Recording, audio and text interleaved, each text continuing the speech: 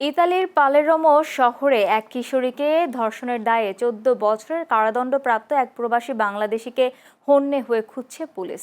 আদালতের রায় ঘোষণার আগেই আলাউদ্দিন নামে ওই প্রবাসী দেশ ত্যাগ করেছেন বলে অভিযোগ উঠেছে। ৩৮ বছর বয়সী ওই প্রবাসীর বিরুদ্ধে এক কিশোরীকে ধর্ষণের অভিযোগে আদালত ১৪ বছরের কারাদণ্ড ও ১,০০,০০০ ইউরো জরিমানা করেছে। তবে রায় ঘোষণার আগেই তিনি পালিয়ে গেছেন বলে জানা গেছে। তাকে গ্রেফতারে ইতালির পুলিশ তৎপর রয়েছে এবং বিভিন্ন মাধ্যমে তার সন্ধান চাওয়া হয়েছে। অভিযোগপত্রে বলা হয়েছে ২০২৫ সালের ৭ জুন পালেরমোর ভিয়া রিফেরদিকো এলাকার একটি দোকানে মরক্কান বংশোদ্ভূত ইতালিতে জন্ম নেয়া ১৪ বছর বয়সী এক কিশোরীকে ধর্ষণ করা হয়। ঘটনার পর ভুক্তভোগী বিষয়টি পরিবারকে জানালে তারা পুলিশে অভিযোগ দায়ের করেন। এরপরই শুরু হয় তদন্ত।